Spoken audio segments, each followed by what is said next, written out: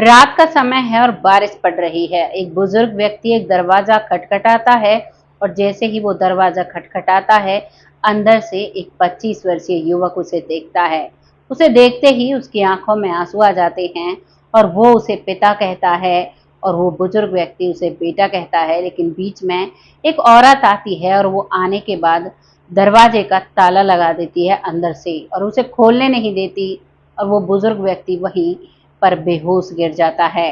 अंदर जिसे उसने बेटा कहा था, वो व्यक्ति चुपचाप सब कुछ देखता रहता है, लेकिन कुछ कर नहीं पाता। लेकिन उसके बाद जो होता है, उसे देखकर उसे सुनकर वाक़ई में आँखों में आँसू आ जाते हैं।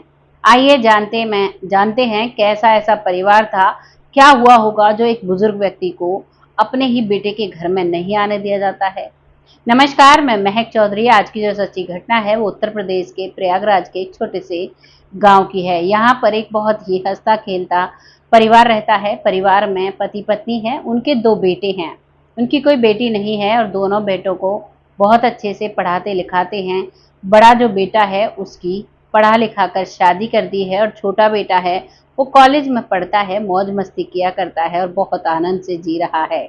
जो घर का मुखिया है, बुजुर्ग व्यक्ति जिसका नाम है हरे किशन जी अपनी जिंदगी को बहुत अच्छे से चला रहे हैं, कमाते हैं। अब बड़ा बेटा भी कमाने लगा है और घर में मानो खुशियों की लहर दौड़ रही हो।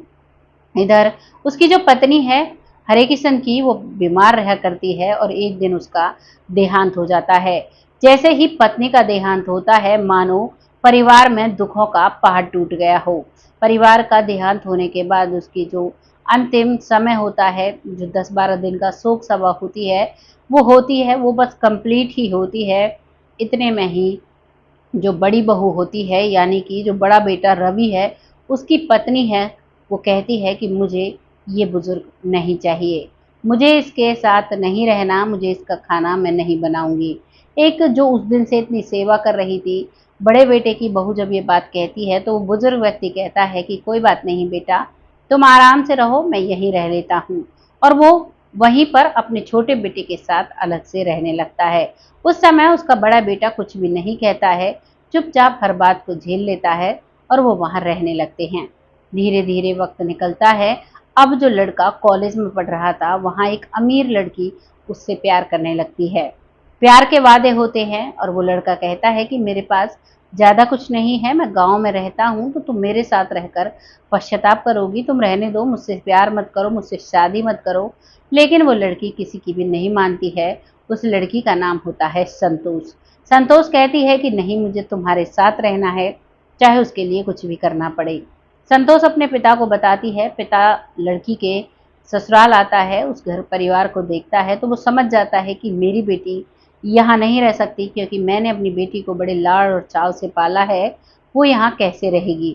अब इस बात को सोचकर वो अपनी बेटी से कहता है कि बेटा, इस घर में मैं तुम्हारा रिश्ता नहीं कर सकता, तुम अपने लिए कोई और लड़का देख लेना या फिर मैं देख लूंगा। लेकिन लड़की साफ मना कर देती है। पिता मजबूर हो जाता है। पिता अपनी बेटी के लिए शहर में एक घर बनवाता है और उस लड़के से शर्त रखता है कि तुम्हें यहाँ रहना होगा। अब इधर उसका पिता जो अकेला रह जाता है, वो अकेला ही रहता है उस घर में और कहता है कि बेटा कोई बात नहीं, तुम शादी कर लो, बहू के साथ रहो, मुझे तो हफ्ते 10 दिन में देखने के लिए आ जाना, वो मेरे लिए काफ़ी है। बेटा कई बार मना करता है, लेकिन उस समय वो ऐसा मजबूर होता है कि वो शादी कर लेता है और शादी करने के बाद अब वो अपनी पत्नी के साथ शहर में रहने लगता है। पीछे से जो उसके भैया भाभी थे, वो बिल्कुल भी उस बुजुर्ग व्यक्ति की केयर नहीं करते थे। अब वो इतना कमज़ोर हो चला था कि अब उसे अपने छोटे बेटे की बहुत याद आती है और वो अब शहर पहुंच जाता है। जब वो शहर जाता है तो पीछे से जो उसके बड़े बेटे बहू थे, वो सारी प्रॉपर्टी पर कब्जा कर लेते हैं और सोचते हैं कि छोटा तो वैसे भी यहाँ नहीं आता, इसका सब कुछ हम ही ले लेते हैं, कोई दिक्कत नहीं है, वो तो वहीं रहेगा। वो बहुत खुश रहते हैं। बुजुर्ग व्यक्ति जब दरवाजे पर पहुंचता है तो मार्केट यानी कि बाजार में पहुंचते पहुंचते रात हो जाती है और रात के समय जब वो दरवाज़ा खटखटाता है तो उसकी पत्नी यानी कि उसके छोटे बेटे की बहू दरवाज़ा नहीं खोलती है और वो बेटा मजबूर हो जाता है। वो पिता वहाँ दरवाज़ा खटखटाते खटखटाते बेहोश हो जाता है।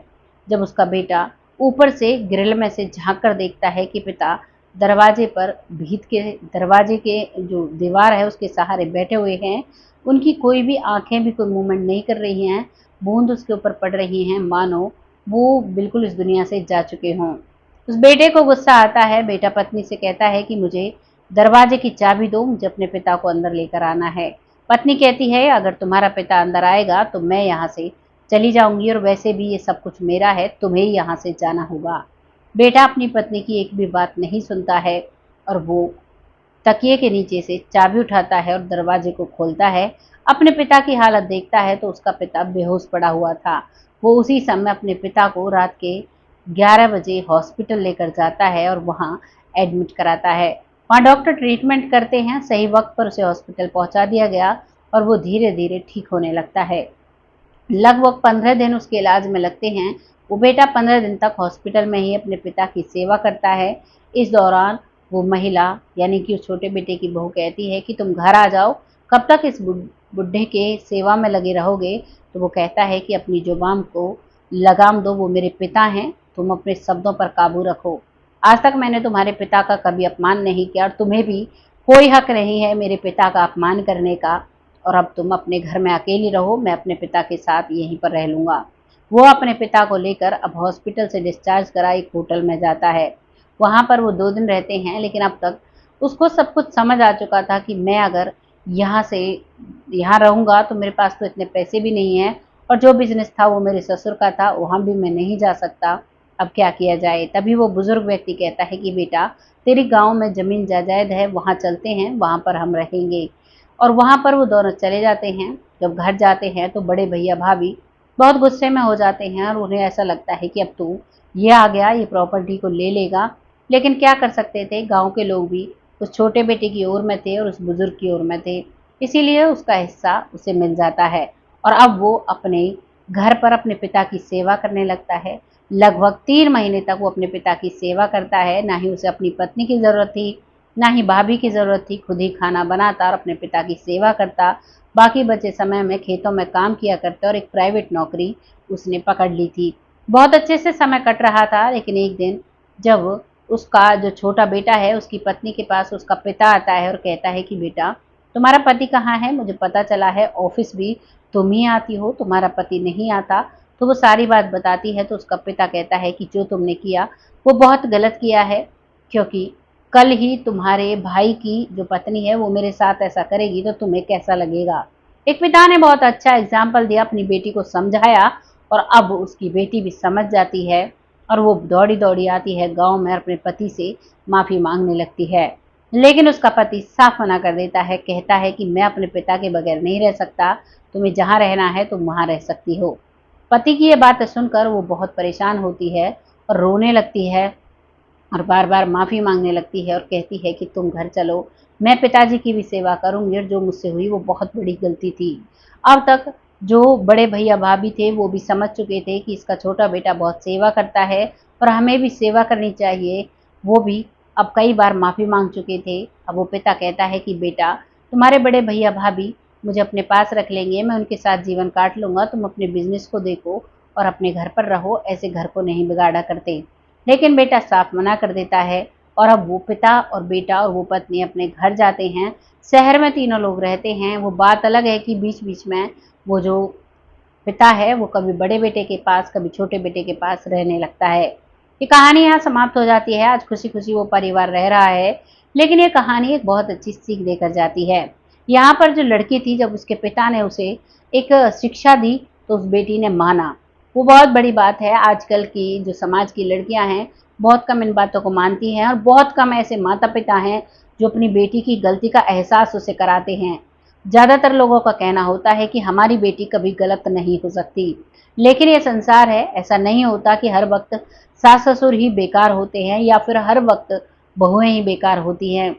ताली कभी भी एक हाथ से नहीं बाजती है, कभी भी कहीं भी कोई भी चीज़ नहीं होती है।